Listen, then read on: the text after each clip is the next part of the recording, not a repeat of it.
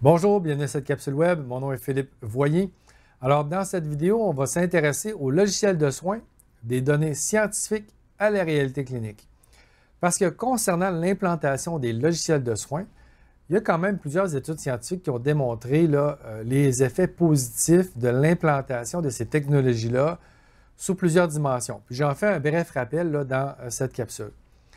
Ce qu'on a moins, c'est les témoignages de personnes qui ont passé à travers le processus d'implantation. Parce qu'il y a souvent des craintes à cet égard-là. Et on se demande, est-ce que ça vaut vraiment la peine? Donc, il y a des gens qui sont un peu sceptiques par rapport aux effets documentés ou communiqués concernant l'implantation de ces logiciels de soins-là. Donc, comme je vous disais, cette vidéo-ci, on va aborder les deux points. Premièrement, les données scientifiques. Donc, ici, ce que vous avez comme étude, ils se sont intéressés à l'utilisation de des logiciels de soins, des dossiers électroniques, dans des milieux d'hébergement, 391 établissements aux États-Unis. Et ce qu'ils se sont rendus compte, c'est que les milieux qui utilisaient des logiciels de soins, qui utilisaient toutes les options possibles du logiciel de soins qui permettent finalement d'augmenter l'efficacité de ce système-là, bien, plus les gens utilisaient d'abord des logiciels de soins et l'étendue des options, plus la qualité des soins était élevée. Donc, cette première étude-là nous démontre qu'il y a des avantages à passer d'un dossier papier, si on veut, à des dossiers électroniques avec des logiciels de soins. Par la suite, il y a une publication qui a été faite par des auteurs suisses qui ont aussi rapporté que finalement, d'avoir un dossier électronique avec un logiciel de soins, bien, on a une intégrité et on a toutes les informations à portée de main. On évite aussi de faire des répétitions au niveau d'examens médicaux, examens de laboratoire. Alors évidemment, il y a des coûts qui sont diminués associés à ça. Si on a toute l'information, ce qu'on se rend compte, c'est que les décisions cliniques se prennent plus rapidement et aussi sont de meilleure qualité. Il y a une meilleure coordination. Il y a moins d'effets indésirables des médicaments également. Donc, finalement, eux, lorsqu'ils ont examiné l'impact de l'implantation de ces logiciels-là dans la réalité de la Suisse, on parlait, là, juste pour la réduction des doublons au niveau des examens qui sont faits au niveau médical, il y avait une économie de 40 millions annuellement. Donc, c'est quand même important. Une autre étude ici répète à peu près les mêmes conclusions des deux précédentes. Les dossiers électroniques, finalement, améliorent la qualité des soins, facilitent l'accès aux informations, renforcent la coordination entre les professionnels, réduisent les erreurs et la redondance aussi des actes médicaux. Il y a certains dossiers électroniques qui vont également avoir des alertes qui vont faire en sorte qu'on va moins oublier des soins à faire à des patients âgés ou à des patients ou à des résidents. Donc, finalement, on note que plus les logiciels sont développés, ils vont intégrer également des données probantes parce que finalement, le logiciel va favoriser l'adoption de bonnes pratiques. Finalement, ça favorise donc une pratique clinique qui sera davantage appuyée par des preuves et plus sécuritaire. Donc, je vous le dirais, de passer d'un dossier papier avec une planification des soins papier à un système électronique, bien, vous pourrez aller faire vos propres analyses, mais finalement, les preuves sont là qu'on va améliorer les soins, l'efficacité, la coordination, etc. Mais est-ce que c'est vraiment possible de refléter ces études, ces résultats d'études scientifiques-là dans la réalité? Est-ce que c'est compliqué d'implanter un logiciel de soins? Est-ce que les cliniciens, le personnel infirmier, les préposés aux bénéficiaires qui utilisent ces logiciels de soins-là, est-ce que eux, là, les vrais utilisateurs, en voient des bénéfices? Donc, j'ai été faire des entrevues avec du personnel du CHSLD Côté-Jardin à Québec parce qu'eux, ils ont implanté un logiciel de soins, le logiciel Gustave, et ils ont eu la générosité d'accepter que je fasse des entrevues avec eux. Puis là, je vous rassure, là, ces gens-là, ce sont du personnel vraiment du CHSLD et ils ne sont pas payés pour dire ce qu'ils ont à dire. Moi, ce que je voulais aller vraiment rechercher, c'était leur expérience, parce que j'entends des réticences. Ah, moi, là, me lancer dans l'implantation d'un logiciel, ça doit être lourd, ça doit prendre du temps avant de voir les bénéfices. Les gens, les gestionnaires, les leaders restent souvent loin de tout ça. Puis, ben, le personnel infirmier et les préposés, ils ont souvent des doutes. Donc, je voulais leur donner la parole. Je leur ai posé des questions et c'est ce qu'on va retrouver dans cette vidéo-ci, la suite, en fait. Donc, le premier élément que je pose comme question, c'est vraiment au leader du projet, donc à la directrice des soins et à la responsable de l'implantation. Bien, je vais vraiment chercher leur perspective sur l'implantation du logiciel Gustave dans leur milieu en tant que leader là, pour faire l'implantation. Bien, finalement, quelles sont leurs conclusions de ça? Alors, on va les écouter. On pensait que le soutien serait plus long que qu'est-ce qu'on a donné, mais on a implanté étage par étage. Puis en quelques jours, là, le personnel était formé, il connaissait déjà le fonctionnement, fait qu'on a pu rapidement passer à un autre étage. Ça s'est très bien passé. Mais je trouvais important de libérer l'équipe clinique pour qu'on puisse en faire un succès. Puis c'est ce qu'on a vécu là, au sein de notre organisation. Est-ce que dans ce processus-là, il y a eu beaucoup de bugs informatiques par rapport il y a le travail de faire les saisies, etc., mais y a-t-il des bugs, là, que, oh my God, c'est compliqué? Non, non, pas du tout. Non, vraiment, on n'en a pas eu du tout. On était très satisfaits. Je répète, là, c'est facile pour n'importe qui de pouvoir venir aider si on a besoin de ressources. On a des agents administratifs qui sont venus nous aider à faire de la saisie. Puis pour le personnel soignant préposé, infirmière auxiliaire, puis infirmière, puis là, il y a des physios, des ergos. Ouais. Eux, là, bon, là, le dossier existe, mais là, il faut leur apprendre là, à l'utiliser. Ils partent de zéro, on leur met des mains, puis là, on leur donne une formation. Eux, là, pour être capables de l'utiliser efficacement, là, ça leur a pris combien de mois faire ça? Là? Ah, quelques jours seulement. Quelques jours. Quelques jours seulement. Donc, c'est de s'approprier le logiciel, d'écrire dedans, de comprendre la continuité, comprendre. Quelques jours seulement. Okay. Oui. En une semaine, les intervenants étaient à l'aise de pouvoir l'utiliser. Il y a des intervenants qui, après l'utilisation, sont revenus nous voir pour nous dire que leur formulaire à eux, ils voudraient l'adapter. Donc, on l'a fait là, sur le champ. Tout ce programme de façon très facile avec l'équipe d'hospitalistes qui est sur place avec nous. Donc, on peut le faire en cours d'implantation, fait qu'on n'est pas obligé de réenvoyer à une équipe de soutien informatique.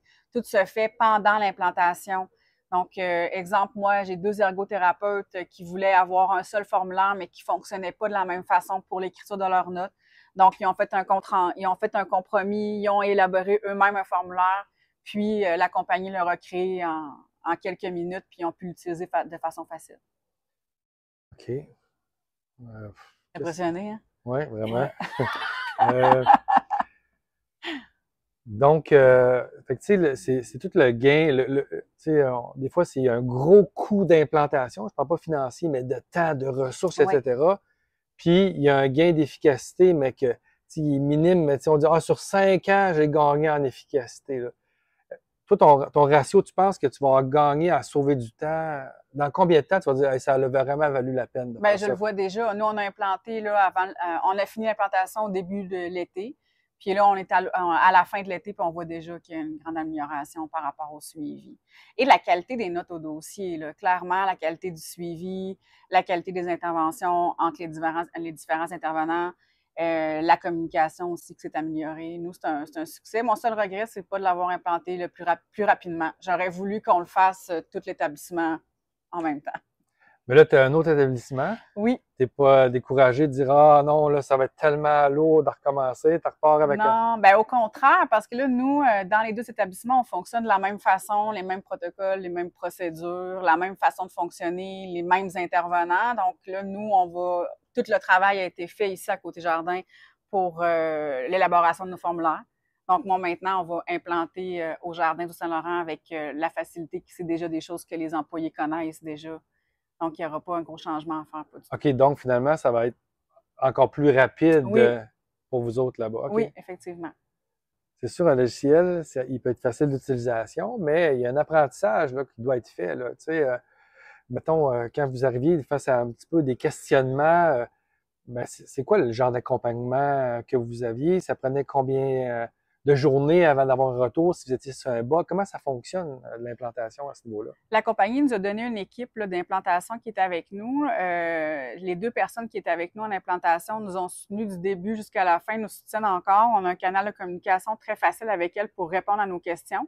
De leur côté, quand on était en implantation, ils étaient sur place avec nous. Ils ont fait tous les corps de travail avec nous pour l'implantation. Ils étaient disponibles aussi si jamais on avait un bug pour un formulaire. Ils étaient en contact directement avec un programmeur qui pouvait changer si jamais on avait un problème. Et tout se faisait de façon fluide. Là. Vraiment, on a vraiment eu une belle collaboration avec eux, puis ils ont été d'une grande aide là, pour nous aider à implanter. Mais tu dis qu'ils étaient là sur chacun des. Ils ont fait une présence sur chacun des corps de travail? Oui, tout à fait. De nuit aussi? Oui, de nuit aussi. Ils sont venus former. Oui, c'est eux qui donnaient la formation pour les préposés aux bénéficiaires. Ils ont donné la formation aussi à notre personnel infirmier. Sont venus donner la formation avant l'implantation, mais ils étaient aussi sur place sur l'unité quand on a implanté pour supporter le personnel qui était sur place. Pour que ça fonctionne, tu as vécu l'expérience. C'est quoi les conseils que tu donnes au niveau de l'implantation de tel logiciel? De se prévoir au moins un mois et demi avant la journée qu'on commence à former pour être certain d'avoir tous les éléments nécessaires à l'utilisation adéquate du logiciel. Donc, avoir, oui, tous les formulaires, mais tous les utilisateurs, d'avoir les dossiers des résidents déjà rentrés aussi. Ça, c'est une bonne partie aussi à faire. C'est une personne à la fois qu'on doit tout retranscrire. Fait que d'avoir tout ça de près avant les formations pour que la journée de la formation, les infirmières, les préposés soient capables de se connecter déjà à l'environnement pour se familiariser. Puis après ça, quand on dit « OK, on commence aujourd'hui à l'utiliser », mais c'est pas de l'inconnu. Mais nous, on voulait vraiment prendre le temps de regarder chaque formulaire un par un. Puis si des fois, il y avait juste 2-3 mots qui différenciaient de ce que nous, on avait dans nos formulaires, mais que ça changeait un petit peu le sens de la phrase, on le faisait corriger vraiment pour que les infirmières soient pas dépaysées, puis travaillent vraiment avec les mêmes outils pour assurer la même qualité de soins quand on implante, pour pas que ça devienne un enjeu aux soins. OK, vous avez fait vraiment un travail de minutie important. Là. Vous avez regardé, parce qu'il y a quoi, une centaine de formulaires déjà? Oui. Vous l'avez tout regardé un par un? OK. Puis des fois, c'est vraiment juste quelques mots qui venaient changer le sens de la phrase, puis on voulait pas que ça porte à confusion, fait qu'on a fait changer le formulaire. OK. Donc, vous étiez toujours là, même s'il y avait du personnel de Stellis qui faisait la formation? Oui, parce que des fois, il y avait des questions sur nos façons de faire avec le logiciel, mais eux pouvaient expliquer leur partie, mais il manquait une partie pour les infirmières, fait que nous, on faisait le pont là, sur nos façons de faire à l'interne. Oui, c'était vraiment une décision à l'interne là, pour que le logiciel, c'est un logiciel de soins, mais expliqué par les soins, appliqué par les soins. Donc, c'est des ASI, c'est ma collègue, moi, les autres infirmières qui vont venir montrer comment utiliser le logiciel aux gens qui n'étaient pas présents aux formations là, lors de l'implantation. Maintenant, j'étais intéressé d'avoir aussi le point de vue d'une infirmière ou d'un infirmier. Dans ce cas-ci, c'est une infirmière qui finalement a appris à utiliser le logiciel de soins. Puis finalement, est-ce que ça change quelque chose dans sa pratique clinique? Donc, on va aller chercher son point de vue. On l'écoute. En partant du PTI, on peut rentrer des directives à un problème, puis on peut l'intégrer directement dans le plan de travail. Donc, ça se fait automatiquement. OK. Pour les notes d'infirmière, on a le choix, tout dépendamment des évaluations qu'on a à faire. Si c'est juste une petite note comme ça, on a accès à juste le volet notes. Mais souvent, les évaluations qu'on a à faire, on peut avoir déjà des formulaires qui sont déjà mis en place dans Gustave, puis aussi sont pré-remplis. Dans le fond, si j'ai fait une évaluation, par exemple, post-chute, j'ai un résident, évaluation initiale d'une chute, je peux la remplir directement dans le formulaire, puis à ce moment-là, ma note va être déjà faite. Je n'ai pas besoin de refaire une note manuscrite. OK. Donc, ça évite aussi de faire des oublis à ce moment-là. Absolument. Puis justement, puis si on parle de post-chute, toute la surveillance, est-ce qu'il y a aussi quelque chose d'intégré pour faire le suivi post-chute? Oui, absolument. Dans notre plan de travail, on peut céduler, dans le fond, le suivi post-chute avec une horaire. Donc, on doit, par exemple, faire le suivi pendant 48 heures. Donc, on a juste besoin de rentrer notre horaire, puis, dans le fond, tout le suivi va apparaître à ce moment-là dans notre plan de travail. Okay, c'est ça. Fait qu'au fur et à mesure que les interventions sont complétées, ils disparaissent. Dans le fond, moi aussi, je peux aller vérifier, mettons, je travaille avec une infirmière, je peux aller voir le plan de travail de l'infirmière auxiliaire, puis je peux savoir où on est rendu dans son plan de travail. OK. Fait que dans le fond, le but, c'est qu'à la fin de la journée, ma page est blanche. Donc, le processus d'admission, on sait que c'est un processus qui est assez lourd, qui occupe beaucoup de temps au niveau du personnel infirmier. Oui. Est-ce que le logiciel de soins vous aide à ce niveau-là pour alléger un peu la tâche ou encore sauver du temps? Absolument. Dans le fond, dès l'admission du résident, la conseillère à l'admission remplit déjà le profil du résident avec toutes les informations pertinentes là, qu'elle a recueillies dès l'admission.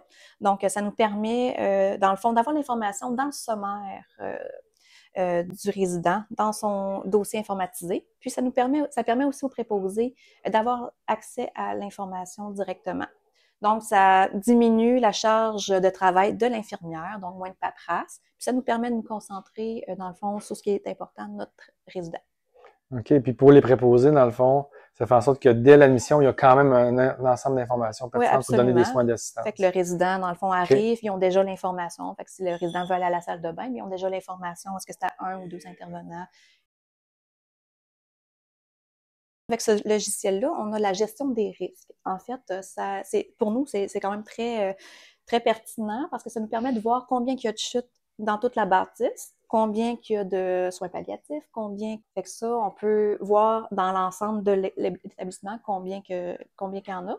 Puis aussi, je peux aussi le filtrer par département. Okay. Donc, ou par unité. Donc, à ce moment-là, c'est facile pour moi de savoir, OK, bon, ben aujourd'hui, il y a 2 suivis post-chute, il y a un soin palliatif, cette unité-là. Fait que c'est quand même facile. As-tu des informations sur les éclosions aussi, par exemple? Oui, absolument. Pour la PCI, ça nous permet de voir qui est en isolement. Tout ça. Puis ça nous permet aussi comme c'est nous qui faisons le suivi avec les PCI, à ce moment-là, ça nous permet de donner les bonnes informations en temps réel à la PCI. Oui, absolument. J'apprécie avoir accès à toutes ces informations-là. C'est sûr que nous, on part sur les unités, on parle avec les infirmières, on a un petit rapport le matin, mais d'avoir accès au dossier des résidents comme ça facilement, n'importe où. Parce que des fois, je peux avoir des appels sur une unité, je peux facilement consulter un dossier d'un patient sur une autre unité pour répondre à leurs questions. Fait que oui, c'est très, très pertinent. Que tu trouves le plus pertinent, finalement, pour ta pratique, pour la pratique des soins infirmiers qui découlent de l'utilisation de logiciel de soins? C'est sûr que le logiciel de soins permet de sauver beaucoup de temps aux infirmières.